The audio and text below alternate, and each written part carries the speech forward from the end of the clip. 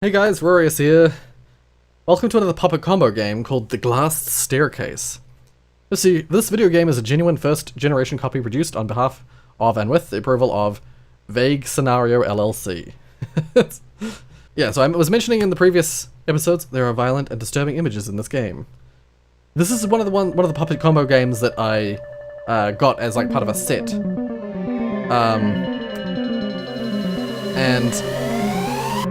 Yeah, puppet combo. There we go. I don't think I've seen anyone play this particular game. The Glass Staircase. Yeah. Yeah, I know nothing about this. I don't know how long it is. New game, your progress will be erased. This has save stuff, so this might actually be a longer thing. But we'll just do an episode of this and see what it's like. Because I'm doing it for the Halloween week. I decided this year not to make like a horrifying week of horror like I did last time. I decided instead to just play horror games throughout the entire month of October. So, oh? Do I press something? Oh, the glass staircase, there we go.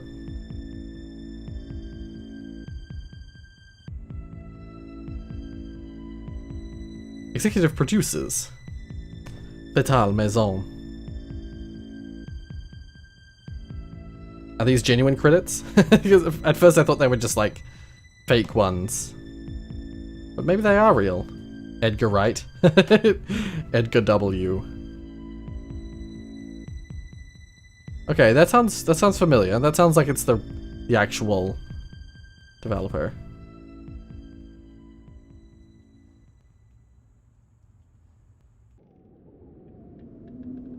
Yeah. All these games have like, oh, it's got tank controls. Oh, that makes it... Oh, wait, no, it's strafing. Oh, weird. Take your tablet. Yes. It's tank controls, but, like, controlled with the mouse as the rotation? So I'm rotating with the mouse. Moving forward with W. No matter which way I'm facing it, W is forward. So that's what tank controls are. The glass is empty.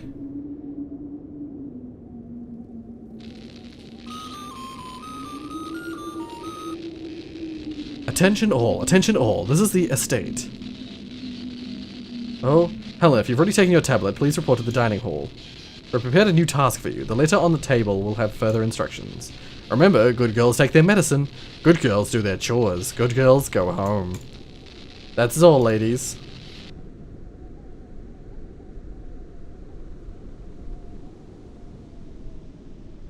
They picked you, Helen. I can't wait to go for home myself. I've taken my pills, so I guess we go into the hall? Oh, we got Resident Evil doors. I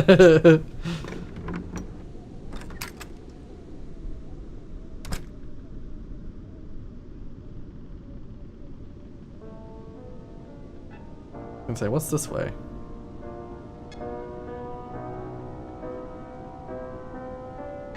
Oh, I can run.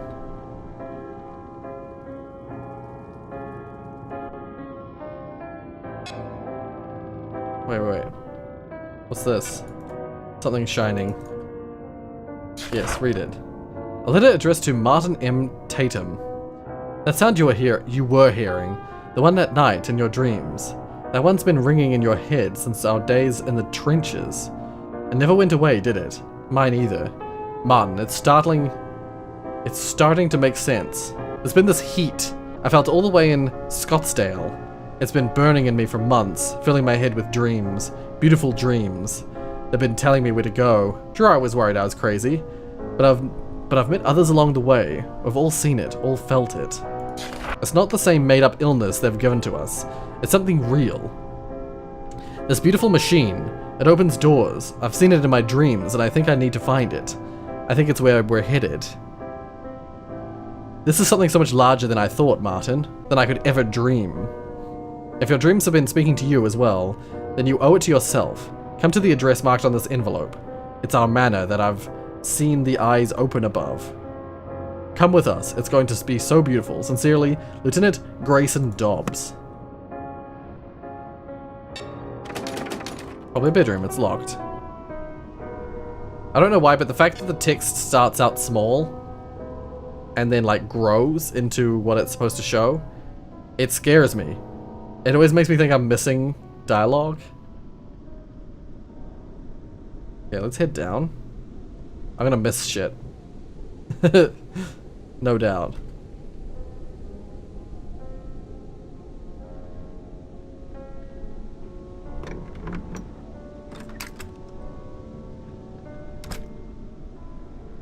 That almost sounds like Moonlight Sonata, that song. A letter, read it, yes. Helen, though your time here has been short, it's still important that you can be determined as reliable. We would like you to begin tending to the front garden of the estate. Twice a day you will need to feed and water the flower bed, as well as maintain the hedges. We are willing to trust this task to you, as you've been very regular in taking your medicine, where some of the girls are somewhat unreliable. You can't expect your parents to want you back if you're unreliable, can you? To dissuade the others from running about outside, we've hidden the key beneath the downstairs piano. Please return it when you're done each day, and be sure to let none of the other girls see you. You're a good girl, Helen. Right, so that was the right way to go. We were supposed to see that. So we know that... so we know to go to the piano. This feels like a different kind of horror game. This doesn't feel like a normal puppet combo game.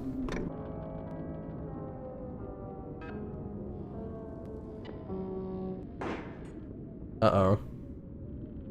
The piano just broke. Oh, no piano in here? I really thought this would be the room with the piano. Oh, the piano's right there. Grandfather clock, it no longer works. How long have I been here?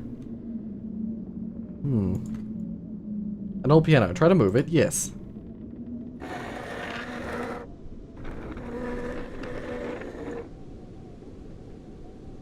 Oh.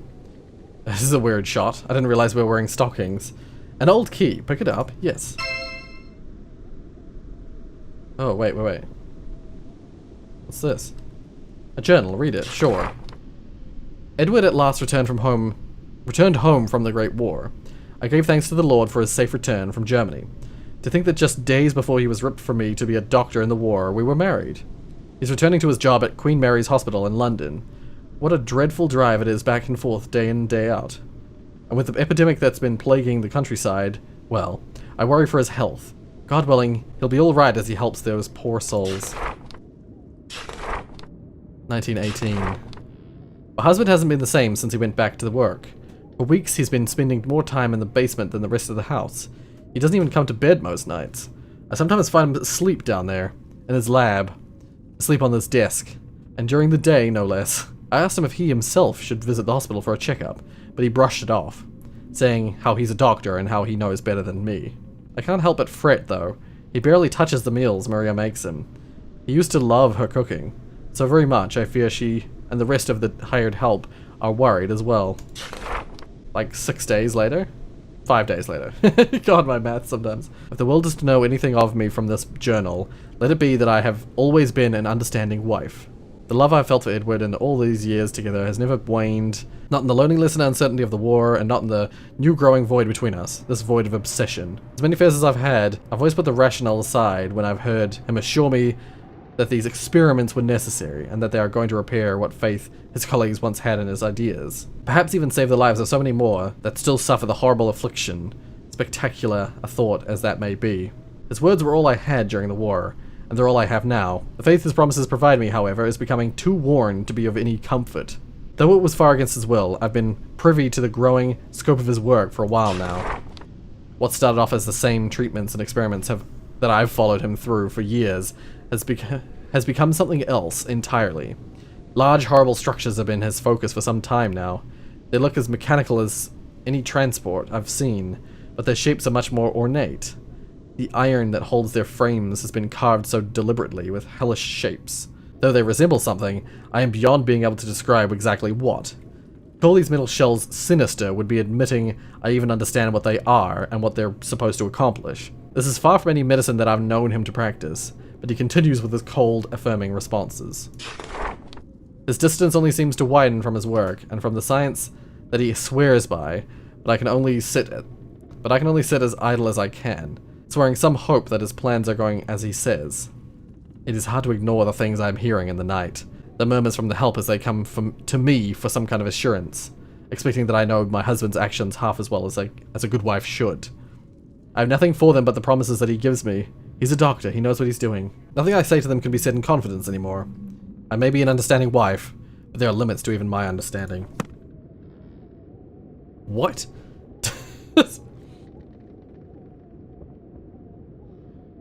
That feels so out of place.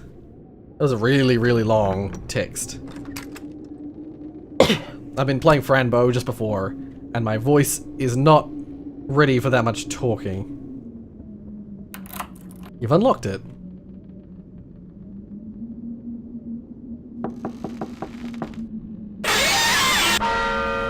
Fucking hell. Jesus Christ.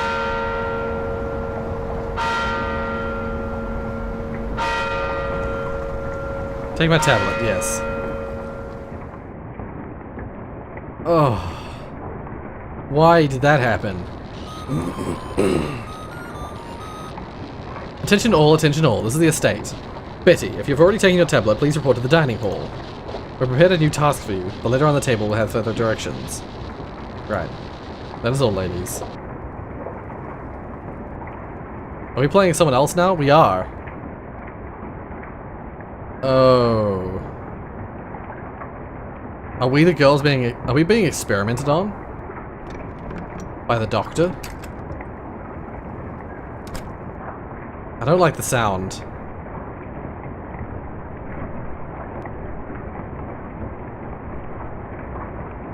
I'm assuming we're gonna go to the same place as last time.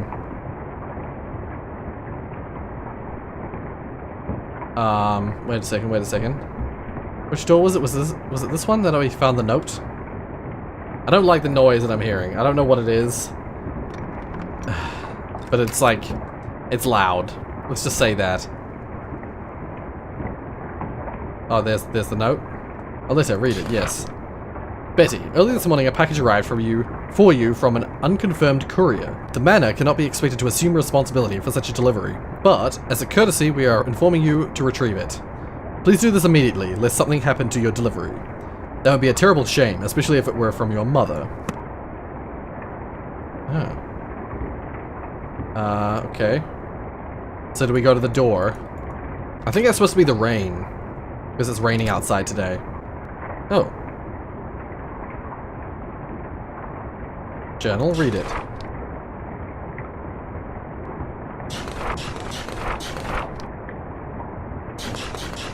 Okay, this is continuing from this is continuing the previous story. There are a great many things that I've been able to overlook as my role of the lady of the house. The awful sounds, the confusing orders my husband has given to help, the smells, oh the unholy smells. None of this is terribly unfamiliar to his work. They're the extremes to which he is willing to push my familiarity with medicine, as the reasoning is starting to make me think he himself is losing touch with reality. What I haven't been able to ignore is the heat. Many nights I've laid awake in my empty bed, still watching the window as this terrible heat overtakes my body. Not a heat that can be felt in the air, but something more intense. Almost like a fever. But not quite, as it doesn't radiate from me, merely finds its nest in my body, burning for hours on end. Nothing I do seems to fight off the sensation. No medication I find from Edward's records, no salve or application I can find. I've taken to simply shitting my sleepwear and staring out into the night, hoping it passes. As much as I want to believe this is merely my mind deceiving my body, the determinate nature of this illness coincides far too closely with the continuation of Edward's perverse sciences, if they are even to be considered sciences anymore. The longer I permit him to continue his work, the further away his is drawn into it, and I have no proper recourse. This is our life, and I'm as responsible as he is at this point, and I've come to understand that whatever he's come to study, whatever this illness is, it certainly isn't what he had once fought to cure. It's taking its toll on his body as well as mine, and I fear our housekeepers are starting to feel the similar dredge, be it this illness or something more akin to dread. Beyond that, the night sky has had such a terrible glow as of late. Were I a more superstitious woman, I may perceive this as some kind of omen of ill fate, but I'm as married to the rational world as I was when I met Edward. Still, a greater part of me wishes he were here during these horrid nights. He used to be able to comfort me. he would be able to see this terrible glow and talk it away as something beautiful. Maybe that beauty is gone. Maybe my husband is gone. Which way is the front door? Is this the front door? I think it is. Is this the package? No. Oh, we're gonna get startled again. It's gonna be my heart. I can barely take it. No? Oh. We're outside. I thought we were gonna be taken.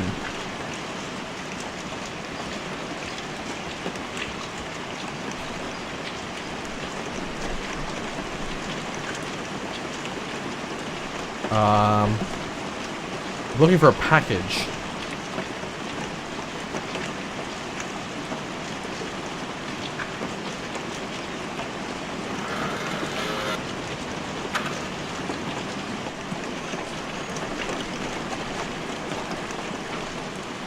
Oh God.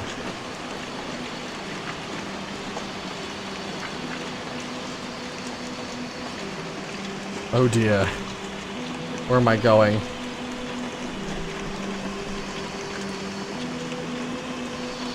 Oh dear. This doesn't feel right. Something feels off. I mean, everything feels off. Is this not the way I need to go? Where the hell would my package be? It doesn't say where to get the delivery from. It says to come collect the package, but it doesn't say where. The only way I can go is outside. There's clearly a big old blood splatter on the floor here. From the previous girl.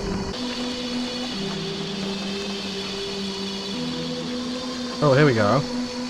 I couldn't see this before. This is definitely my death. I will definitely find death in here. Oh, here we go. Oh, wait, no. Read it, yes. We have all seen the eyes, have we not? We have all felt the heart that powered us here, the heat that powered us here. There's only the one feeling we have all shared, and now we must wait. The wait may be hard, it may be unforgiving, but we must wait. The dreams continue to speak through us. We have seen the doors open, the eye that follows us from the parted clouds, showing us the path to our salvation. The engine that will free us from the binds of the false prophets, and bring our savior to us. We must wait. As the doctor makes our dreams the reality we know they are, we must wait. The rest is missing. Okay.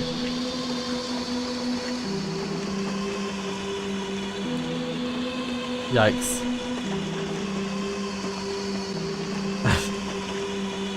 I'm assuming there's something in here for us. Here we go, here we go. It's the package. Package, carry it back inside, yes. Yeah, please just teleport me back inside. Nope. Oh god, I have to run backwards. Which way did I come? Where am I gonna just suddenly die? The rain is stopping. It's been so loud. You can't do this to me. It's gone quiet because something's gonna startle the shit out of us. Can I go in here? No, okay. Ugh, even the wind has stopped. No, I can hear my footsteps. The jump scare is gonna be super... Oh, the wind is still there, okay. The jump scare is gonna be so startling. Oh god.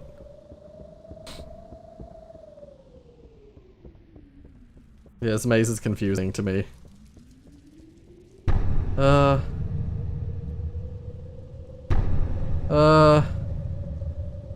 Quickly.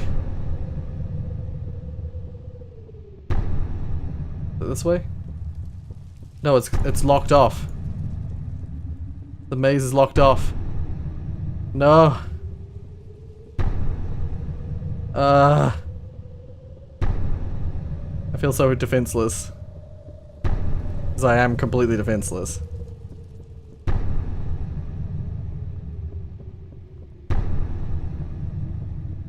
Oh my god. There's nothing here. Fucking hell. I knew it was coming eventually. Day 3. Bastards. Well, we'll just keep going. I'm assuming this is... Oh no, there's one other girl, isn't there? Oh, I haven't taken my pills yet. Attention all, attention all. This is the estate. Dorothy, if you've already taken your tablet, please report to the dining hall. We've prepared a new task for you. The letter on the table will have further yeah. I'm gonna continue to take my pills, because that's the playthrough that I'm going for. Take your tablet, yes. There's one other girl here. Well, the last two, I guess. God damn it. The sound. Why the sound? Alright, we'll go to the same place. We'll try and make this quicker than the last one. Part of me thinks we're going to be going into the lower part of the house this time. Oh? A letter, read it, yes. Dorothy, we've begun entering the later year, and, as such, our daylight hours are getting shorter. We'll be entrusting you to light all the manor's candles before nightfall, as well as snuffing them out in the morning. This is a large responsibility, but we trust that you are more than capable of it. We all must do our part here. You're such a responsible young lady, Dorothy. Surely your family will be glad to have you home. A ring of keys. Pick up the keys. Yes. So, I haven't seen any candles to light. Part of me thinks that the keys are just to go into the basement. Oh, but wait. No, maybe I can open up the other doors. There are other doors that I haven't been able to open up. Like this one, maybe? You've unlocked it. Yeah. Oh. Box of matches. Will you take it? Yes. Light the candle. Yes. Oh. I don't like it when the sound gets randomly interrupted, and I don't like the sound of what sounds like air horns. Like air raid siren. A wet box. Contents have been removed. Right, that's the box that previous girl. Yes, light the candle. Lead to the porch, but it's locked. But we don't have a key for it then, I guess. I've unlocked it.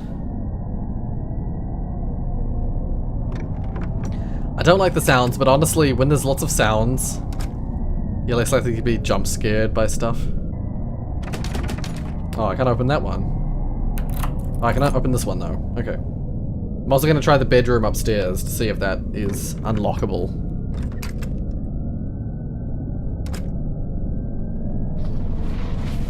Oh. Because you're kind of supposed to die in these, it doesn't, like, I don't have quite as much fear of, like, being cornered by something, because I feel like it's supposed to happen. That's what's interesting about, like, that's the difference between, like, Resident Evil horror and, like, a game like one of the previous Puppet Combo games, horrors, that we've played so far, is that it's, I mean, it was different in the Bloodthirsty Santa game, because I definitely felt like I was in danger in that game. Like, I definitely felt like if I died, then I'm gonna have to do all that shit again, you know? In many of these games, because you know you're gonna die, it's like, well, you know, you're not losing anything by dying, because that's part of the narrative. Yeah, I think there's a fine balance between making the player die too much and die not enough. It's interesting. Interesting to think about. Oh, I hadn't seen this way before.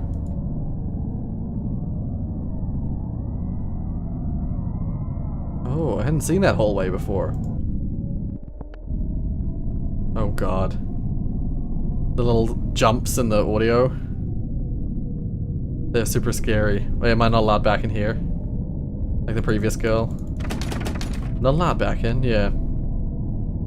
So one other room I haven't been in, other than the one downstairs. The basement.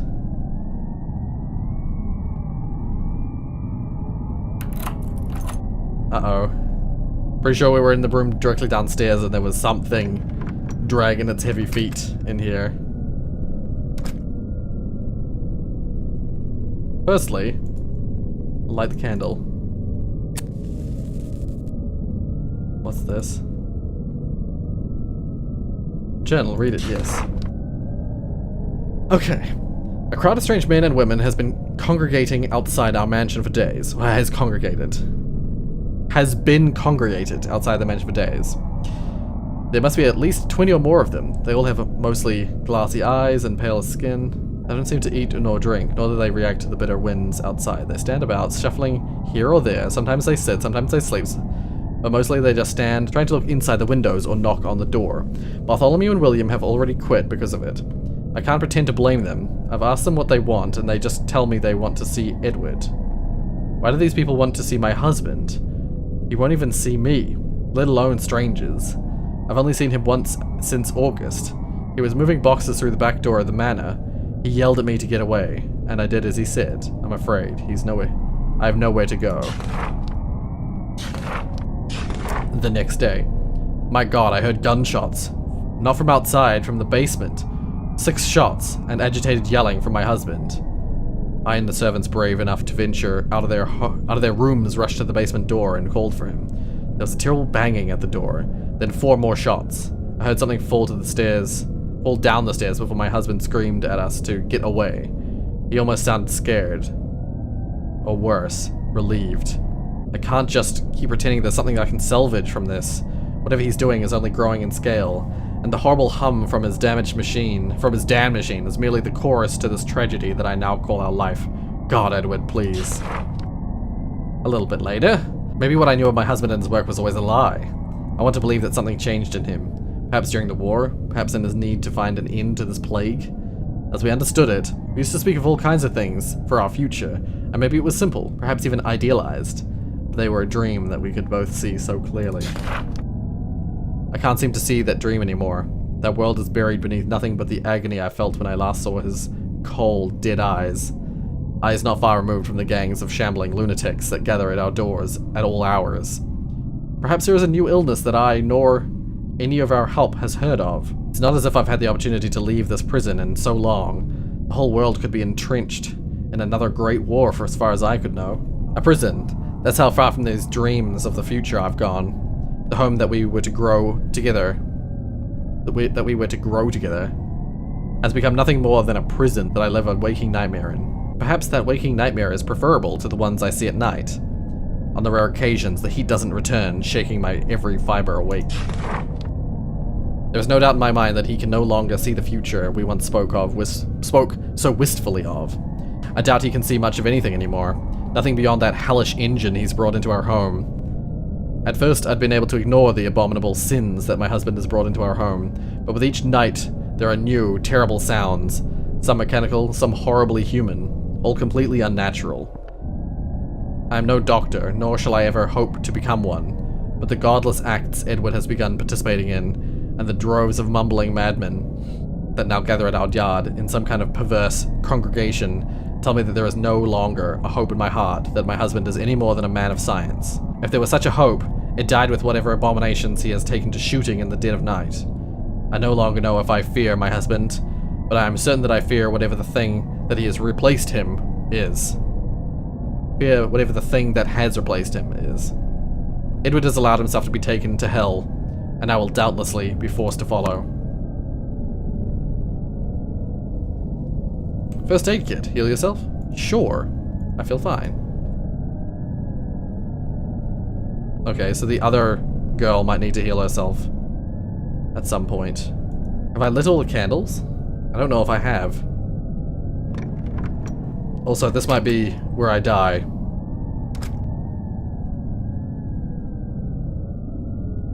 Let's go down to the basement.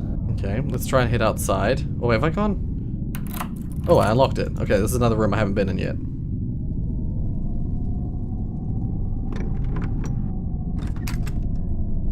It's weird, because that sounds like air raid sirens to me. But it also sounds like, I thought this was sort of like a time before they had air raid sirens.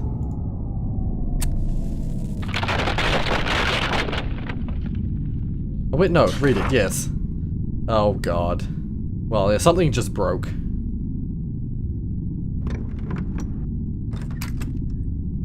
It'll It'll be in the room that's below the room that I was just in. Is it this one? I think it's this one. Yikes. Oh. That's definitely the room with the one above, with the creaky floor above. Oh, the music always skips. Freaks me out. Oh, I hate. I just hate. Okay, it's locked. With it something other than the locks that the keys that I have. I think I found all the candles though. It's just that something happened that I need to find. Something broke. See if I can go into the room that had the creaky floor. I might die before I get there. Yep.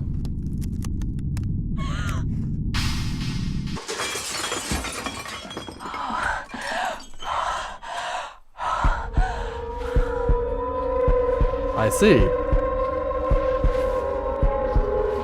Yikes.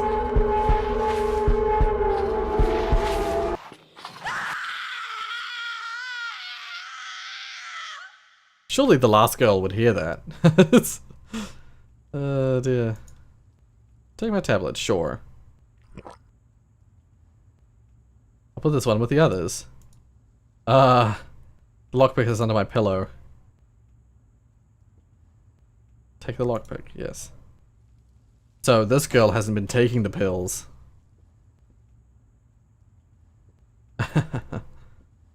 Fascinating. Oh, now it feels like this is the real game. We're playing as the girl who actually knows what the hell's going on. Well, you know, she knows something is going on.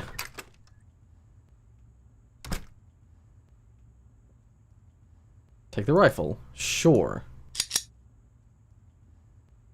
Relit it, yeah. I left the rifle like we talked about. You have to kill it tonight. The door of the laboratory is under the porch.